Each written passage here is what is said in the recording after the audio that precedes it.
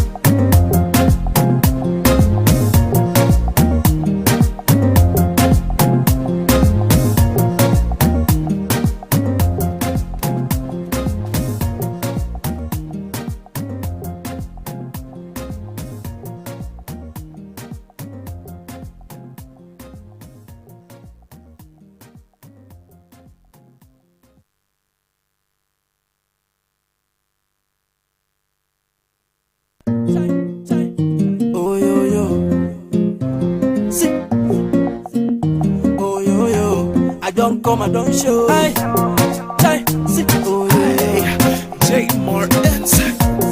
aye, oh yo, hey, everybody, everybody.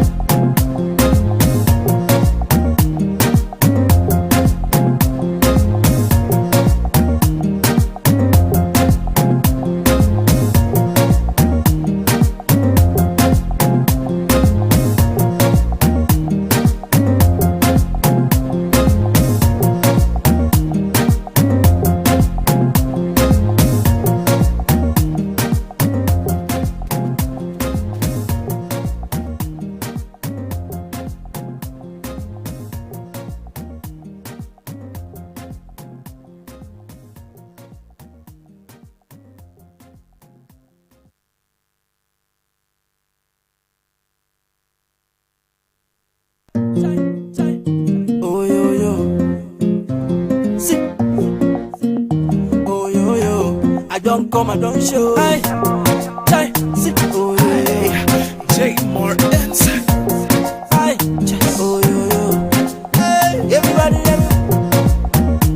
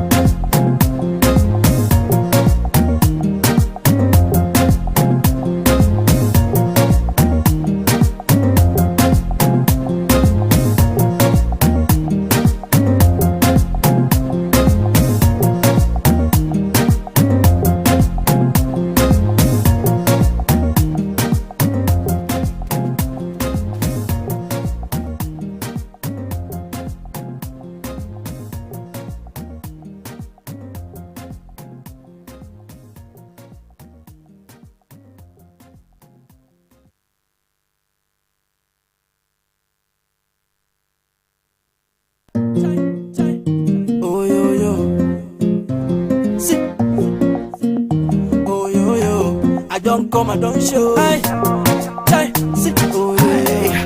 J Martins. Aye, chai, oh yeah. Aye, everybody, everybody.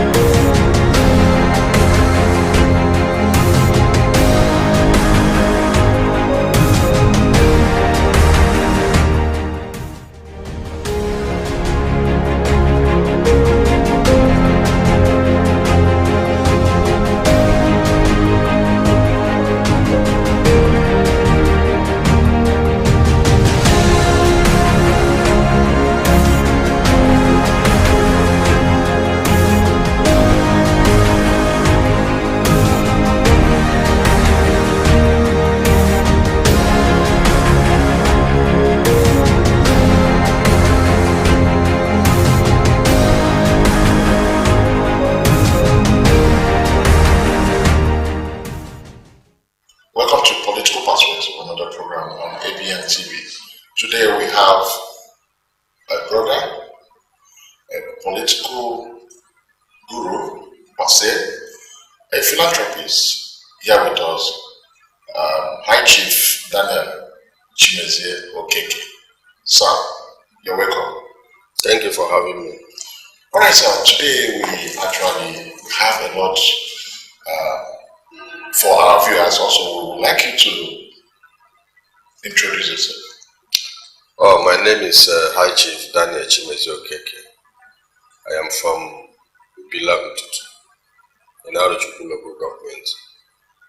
I am the APC candidate, Federal House of Representatives for Arochukwu and Ohafia, Federal Constituency. Alright, apart from that, we would like to know from your childhood how you've been talking about the philanthropist. How is it what you started when you were a kid, or is there any place you just decided to turn automatic philanthropist? Well, that would be a very long story, but I can cut it short. My upbringing wasn't a very good one. I lost my mom when I was 7 months, and I lost my dad when I was 12 years. So I know what poverty is all about. I know what suffering is all about. So I feel the pains of people because I passed through all these stages of life. So when God decided to bless me in my little way, I decided to give back to the society, the people around me, starting from my village to my community and my local government, and then beyond that. So I've been able to touch lives because I do not want people to pass through what I did in life. It wasn't a very palatable one. Trekking from my village almost about 10-20 kilometers to my school every day, it wasn't a good one. Being the last to pay my school fees wasn't a good one. So that is why when I grew up and God decided to bless me, I decided to give back to the society. I've been able to do a lot of things for my people. I built schools for my people. I built townhouses for my people. I bought transformers for my people, wired, put electricity here and there, dug boreholes. I built customary courts and furnished them for the state government and also an ICT center. There are so many things I'm doing. Medical side, I'm doing a lot. Then people in scholarship, they are there. And also, I do free medical every year for Arochukwu and Ohafia Federal Constituency. These are what I have been doing for many years since God blessed me. And I don't have any regret about it because it's a passion, it's in me. I do it from my heart outside politics. I never had any interest in politics when I started this. I do it because I know that I do not want people to feel the pains that I went through in life. I know what people are passing through, so I don't want people to go through that. So the little I can do as an individual, I try as much as possible to do that. Okay, can you just tell us more about your educational background? Well, like I said, it wasn't a good one. I just when my dad died, I was just in class 1, maybe JS1. So I almost stopped schooling then, but the teachers decided to help by paying my fees, and I was able to struggle to finish my secondary school, and that was the end for me. There was no other hope. But I went to Port Harcourt, and while I was working, I enrolled in a part-time course for the University of Science and Technology, where I did business administration, marketing as an option. But when I finished, so I felt that I need to do more. I need to further my education. I went back to the school. I did my MBA in that same school. That still wasn't enough for me to broaden my knowledge in shipping. I went to Stafford University, Manchester. I did another master's degree in procurement, logistics, and supply chain management. Still at that time, I was still not satisfied. I decided to go to the pinnacle of education. So I did my master's in the University of America.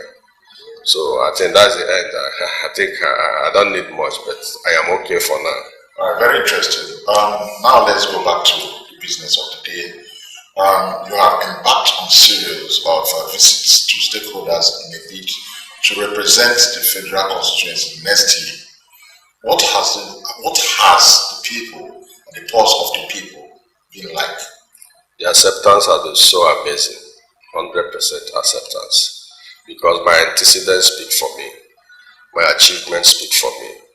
So when I go, I roll out my achievement, people marvel, and they know that the right person has come to do the job.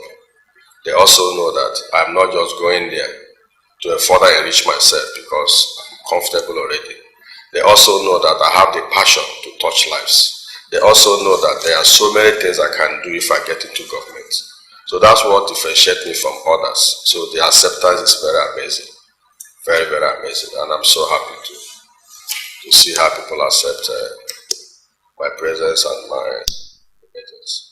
All right, the current House of Representative member for this Ninja constituency is from Arochukwu. Just like you, do you see your candidacy as not encouraging, balancing in the two LGs? I quite disagree with you. We no longer talk about political parties. We no longer talk about where you're coming from. We talk about competence, talk about integrity, we talk about capacity. If you just put somebody because he's from some place and he goes there and he doesn't perform, it doesn't help our people. We need somebody that will go there and do something good and represent the people very well. And beside that, where I come from, Ututu, has a link with Ohafia, because I know you're talking about Ohafia. If you ask, you are from Ohafia, if you make your investigation very well, you will agree with me that Ututu is from Ohafia. So Ohafia is our brother, so I don't want anybody to use it as a problem, as an issue in this politics we're having today. All right, thank you very much, High Chief Okeke. We'll take a short break and we'll come back again. ABN is at it again. It's time for the Revisible and Political Leadership Project evidence in Nigeria. Get ready for the most detailed online TV and radio program tagged Operation Show Your Project. Operation Show Your Project. Showing every Thursday 11 a.m. on ABN TV and radio. Operation Show Your Project is the authentic platform for all elected and appointed leaders in politics at all levels to showcase their accomplishments within the period in office. For project documentation and production, contact us today on 0816-634-7017. On 0816-634-7017. Operation Show Your Project comes up every Thursday at 11 a.m. on ABN TV and radio. Be part of the testimony. again to program political perspective. In here with us, we still have High Chief Daniel Chimezie Okeke. All right, sir. Abia APC is engrossed in so much factionalization, and the feeling out there is that High Chief DK Menike, recognized by the national leadership of APC, does not have the popularity to win election. How would the party navigate through? First of all, I want to correct an impression. Abia APC is not factionalized. Abia APC is one. We have just one Abia APC. Other political parties have their individual differences. They have their problems. Abia APC is not an exception. But the fact remains that we have come as one. And talking about High Chief Menike, he is a seasoned politician and also an economist. He is coming to rescue and develop Abia. And I do believe that he has the capacity to do that. All we need to do is to queue behind him and make sure we succeed, because you and I can attest to the fact that Abia have been engrossed with high rates of poor representation, poor leadership, and we can't continue like that. We need a change. When you talk about rescue, can you enlighten us? People keep talking about rescue. Can you tell us? Even a child in the village knows that Abia needs to be rescued. A child in the village, a woman in the village, the suffering that they are passing through, they need to be rescued. The children that could not go to school, they need to be rescued. A child that will finish secondary school and university and couldn't get work, no employment, he needs to be rescued. The poor infrastructural development we have here and there need to be rescued. I can go on and on. Abia needs rescue, and that is why it is one of the focal points of High Chief Menike. It's one of the what he has in his manifesto, that Abia needs to rescue, and when he rescues Abia, he will further develop Abia, and we shall see the difference. Do you think come 2023, APC will take over Abia State? I'm very, very optimistic. Very, very optimistic, because everybody is yearning for change. Everybody wants change. And I believe the electorate will take decision. So I believe we shall rescue it. Right. Going back to your constituency, that is Arochukwu, one of the federal constituencies. You have been talking with confidence. Coming back to the change again, what are the change we think Arochukwu of the people? Like I said previously, we need capacity, we need competence, we need somebody with good antecedent, we need somebody that can do something different from what we have. You know about everybody is crying for the Arochukwu Ohafia road for years now. It's a problem for me. It's what I feel I should do. If I cannot do any other thing, that is the first thing I feel I should do when I go to the green chambers. You can agree with me that that road is impassable. Each time I pass through that road, I shed tears. Enough is enough. So it's one of the things that we'll look into. And the other roads in the two local government we are going to look into. In the area of health, there are so many health centers that are not really working. We need to look into that. We work on agriculture, which is also a focal point for us, because people are going out of oil. Very soon oil will not be useful in the global world, but agriculture is the key. There are a lot of things that we underlook. If you go into farming, for instance, cassava processing, you can export cassava and make money. Cocoa is there. So many things that we underlook. And we have the vast land to achieve that. So these are the things that I have in mind if I go there that I can do differently for my people. And that way a lot of people will be carefully employed and empowered. So what do you have to tell your constituency? They should keep hope alive. We are coming. And I will not disappoint them. I will show them, prove to them that I have come to make a difference. I will prove to them that I have seen the pains of our people and I have passed through that. So I feel it more than any other candidate. I always challenge my opponents.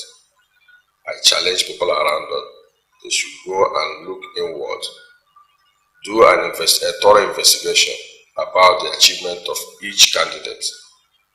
If there's anyone that is better than me in terms of personal achievement, not with government money, that person should be voted for. But if I'm better than all of them, I think I'm the right person for that position.